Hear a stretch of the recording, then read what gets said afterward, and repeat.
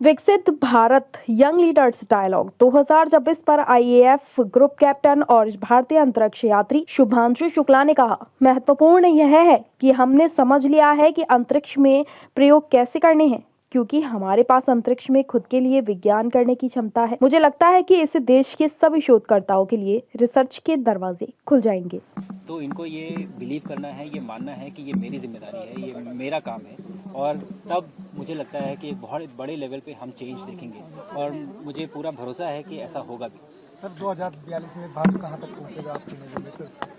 2042 क्यों पूछा? 2047 में ऑलरेडी हमने बोला है विकसित भारत 2047 का जो हमारा ड्रीम है।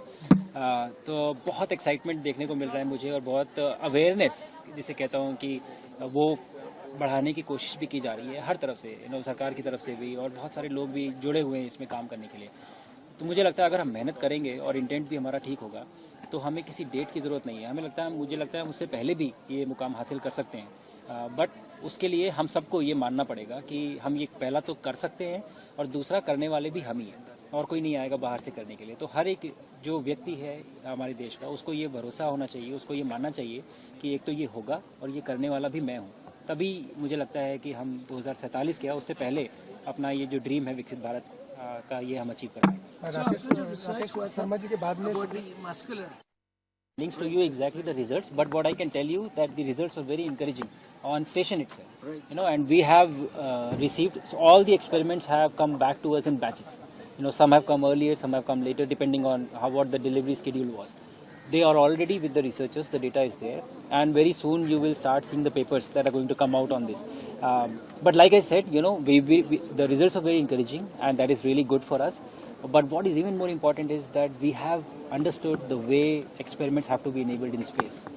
Because once we have that capability to do science in space for ourselves, I think that will open up the doors of research for all the researchers in the country. So that is what we are using that to make it for our own space station. And so what about the time zone?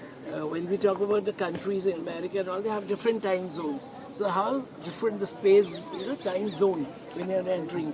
There can be no time zone in space because you are essentially crossing all the time zones in 90 minutes. Yeah. So there can be no time zone, but yes, there has to be a sense of time. So GMT is followed on station, and you work according to a timetable, and you cannot base your daily cycle, circadian rhythm on the natural light, because it is not going to work for you. So we follow GMT there on the station. The first US astronaut came to India in 1969. He came to Bombay.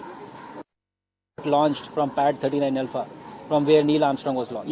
He landed in Bombay in 69. So everything is so rich in history in that place that you get to learn from not just the people who are there, but also everything around you. And I think it was a very enriching experience for me. And so what's the latest with ISRO? Everybody else. Thank you.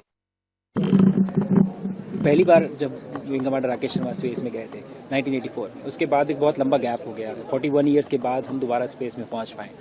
But मैं बहुत खुश हूँ इस चीज़ को लेके कि इस बार जो है वो गैप ऐसा नहीं है, क्योंकि हम एक्टिवली अपना ह्यूमन स्पेस मिशन हम परस्यू कर रहे हैं, और ये हमारी जिम्मेदारी है कि हम जल्दी से जल्दी अपने सॉइल से, अपने रॉकेट पे, अपने कैप्सूल पे किसी भारतीय को अंतरिक्ष में भेज के उनको सक्सेसफुली रिकवर कर सकें। तो मेरा मैसेज यही है कि आप सब लोग इसका हिस्सा बनिए। ये हम सब की जर्नी है, हम सब का अचीवमेंट है, कलेक्टिव अचीवमेंट है, और हमें मिलके इस मिशन को सफल बनाना है। Thank you.